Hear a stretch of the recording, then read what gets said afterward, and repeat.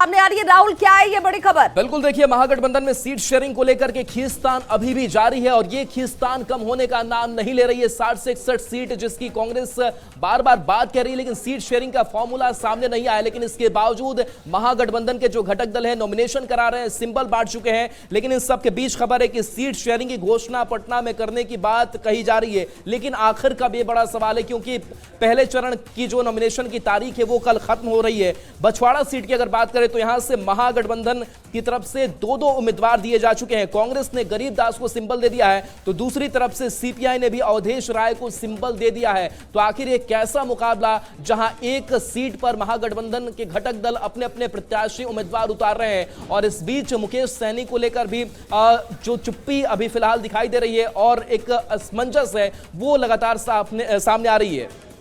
बिल्कुल राहुल, और देखिए असमंजस महागठबंधन में किस कदर गहराता जा रहा है उसका एक और उदाहरण ये कि मुकेश सहनी की जो प्रेस कॉन्फ्रेंस होने वाली थी उसका समय बदल दिया गया। अब ये प्रेस कॉन्फ्रेंस शाम में की जाएगी मुकेश सहनी की तरफ से। सूत्रों के हवाले से बड़ी खबर ये कि कांग्रेस के बड़े नेता का फोन मुकेश सहनी को आता है और उसके बाद ही समय में तब्दीली की जाती है।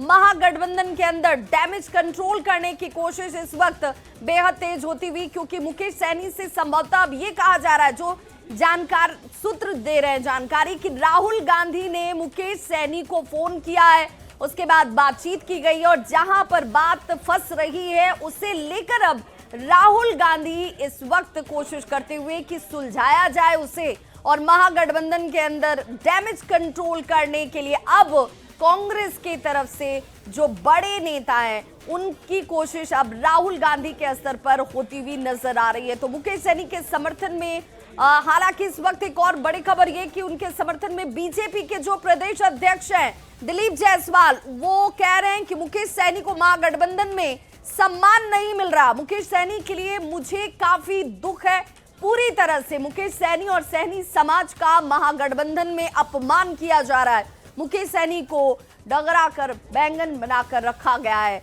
और उन्होंने कहा क्या कुछ है, जरा वो भी सुन लीजिए। लेकिन मुकेश सहनी जी के साथ अन्याय हो रहा है, क्योंकि मैं देख रहा हूं कि मुकेश सहनी जी का जो सम्मान एनडीए में था और आज जिस तरह से उनको डगरा का बैगन बना करके फेंकने का प्रयास किया जा रहा है।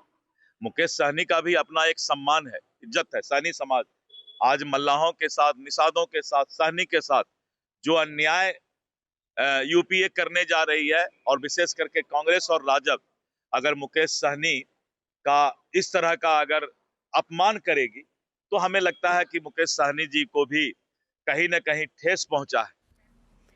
और बीजेपी के अमित मालवीय की तरफ से विपक्ष पर जोरदार हमला किया जाता है। अमित मालवीय का सोशल मीडिया पर एक पोस्ट का आना और इसी पोस्ट के जरिए जमकर निशाना साधना देखिए, जहां पर सोशल मीडिया प्लेटफॉर्म का इस्तेमाल किया गया अमित मालवीय की तरफ से और लिखा क्या गया, जरा वो भी देख लीजिए किस तरीके से अमित मालवीय की तरफ से ये पोस्ट किया जाता है। महागठबंधन में महाघमासान, आरजेडी कांग्रेस के बीच सीट बंटवारे पर अब तक सहमति नहीं, सूची अटकी, नामांकन जारी, अब कैसे चलेगा गठबंधन, न उम्मीदवार तय न रणनीति, बस बयानबाजी और अंतर विरोध की राजनीति, कई सीटों पर इंडी गठबंधन के ही दल आमने सामने, मतलब साफ है ये गठबंधन नहीं अविश्वास का बंधन है। ये पोस्ट किया जाता है अमित मालवीय की तरफ से और जमकर निशाना साधा जाता है महागठबंधन पर, जहां पर कुछ भी ठीक नहीं है। अमित मालवीय अपने इस पोस्ट के जरिए बताने की कोशिश करते हुए, जहां पर और संवाददाता संजय हमारे साथ इस वक्त जुड़ रहे हैं। संजय, महागठबंधन में अब तो एक दिन बचा है पहले चरण के चुनाव के नॉमिनेशन को लेकर, वीआईपी को पता ही नहीं कि उसके खाते में कितनी सीटें, कौन उम्मीदवार, किसे दिया जाए सिंबल, न दिया जाए।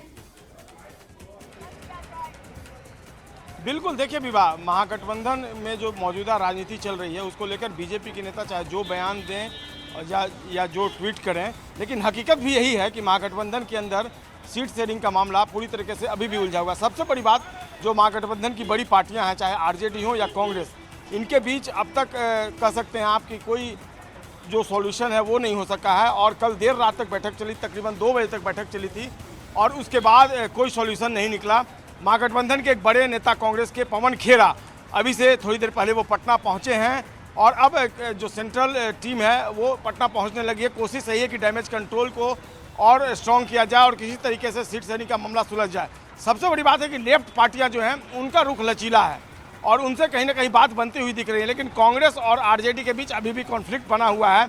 ऐसे में मुकेश सहनी अपने को फंसता हुआ नजर देख रहे हैं कि वो कहीं ना कहीं फंस गए हैं, क्योंकि कल फर्स्ट फेज की आखिरी तारीख है नॉमिनेशन की और अब तक एक भी कैंडिडेट को उन्होंने सिंबल नहीं दिया। ऐसे में उन्होंने 12 बजे प्रेस कॉन्फ्रेंस बुला लिया था, लेकिन इस बीच क्योंकि मुकेश सहनी समझ ही नहीं पा रहे हैं कि आखिर वो किसे सिंबल दें, किसे उम्मीदवार के तौर पर सामने लाया जाए।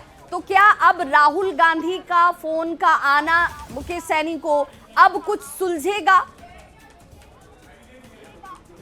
देखिए, ये 4 घंटे बेहद महत्वपूर्ण है। 12 बजे का प्रेस कॉन्फ्रेंस शाम 4 बजे कर दिया गया है और जो सूत्र हैं वो बता रहे हैं कि राहुल गांधी से बात हुई, राहुल गांधी ने भरोसा दिलाया, लेकिन ये भरोसा कितना सटीक बैठेगा इसके लिए हमें थोड़े वक्त का इंतजार करना होगा। क्या वाकई में डैमेज कंट्रोल हो जाता है, मुकेश सहनी संतुष्ट हो जाते हैं? क्योंकि उनको सीट देने की बात तो कही जा रही है, लेकिन मुकेश सहनी को किस सीट पर कैंडिडेट देना है ये बात मुकेश सहनी तक नहीं पहुंची। ऐसे में मुकेश सहनी की नाराजगी को समझा जा सकता है, यानी मुकेश सहनी को फिलहाल कोई भाव नहीं दिया जा रहा है, इसलिए मुकेश सहनी में नाराजगी है। उनके जो कार्यकर्ता पहुंचे हैं, प्रेस कॉन्फ्रेंस में पहुंचे थे, नेता पहुंचे थे, उनमें भी नाराजगी है।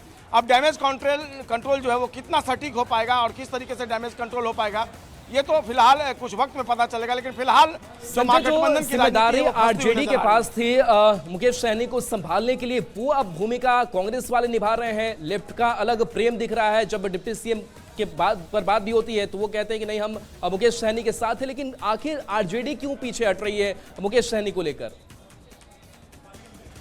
देखिए, दोनों पार्टियां एक दूसरे पर, जो सूत्र हैं वो बता रहे हैं कि आरजेडी कांग्रेस पर थोप रही है और कांग्रेस आरजेडी पर थोप रही है कि जो सीट है कांग्रेस कौन सी 8 सीटें देना चाह रही है मुकेश सहनी को ये बता नहीं रही है, ऐसा सूत्र बता रहे हैं। आरजेडी को उन्होंने कह दिया कि मैं 8 सीट देने को तैयार हूं, लेकिन कौन से 8 सीट होंगे इस बात की जानकारी आरजेडी के नेताओं को उनकी तरफ से नहीं दिया जा रहा है। आरजेडी ने भी अपना स्टैंड क्लियर नहीं किया। तो ऐसे में कल की तारीख आखिरी तारीख है फर्स्ट फेज के नॉमिनेशन की, तो मुकेश सहनी के पास कोई अब विकल्प और कोई चारा नहीं बचा है।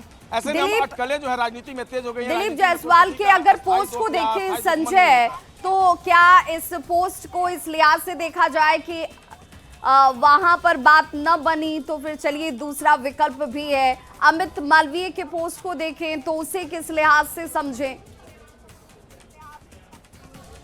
बिल्कुल भी बात, देखिए जैसा कि मैंने आपको कहा, राजनीति में ना तो कोई अस्थायी दोस्त होता है ना अस्थायी दोस्त होता है, ना कोई किसी का दुश्मन होता है। परिस्थितियां अगर बदलती हैं तो कुछ भी हो सकता है और देखना होगा। ये 4 घंटे बेहद महत्वपूर्ण है। क्या शाम 4 बजे मुकेश सहनी ने जो प्रेस कॉन्फ्रेंस की बात कही है, क्या शाम 4 बजे वाकई में प्रेस कॉन्फ्रेंस करते हैं? और प्रेस कॉन्फ्रेंस अगर करते हैं बिल्कुल, तो और 4 बजने के वक्त हम भी एक बार फिर से जुड़ेंगे और देखेंगे कि क्या ये पेंच सुलझा लिया गया।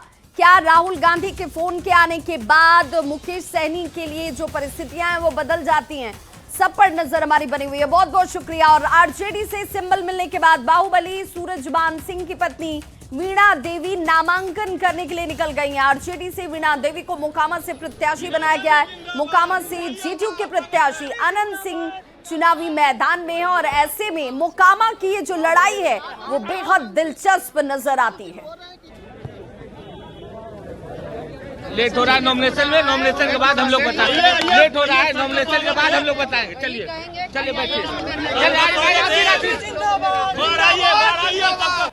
मैडम क्या कहिएगा, मिल करके आई है मैम अंदर लालू यादव जी से, सिंबल मिला है आपको? हाँ, सिंबल मिल गया है। चुनाव लड़िएगा अनंत सिंह बोल रहे हैं कि इस बार जो अरे वो सब का नाम नहीं लीजिए, हमको किसी से कोई मतलब नहीं है, अपना काम से मतलब है। अनंत सिंह पर भड़क क्यों रहा है? अनंत सिंह को बोल रहे हैं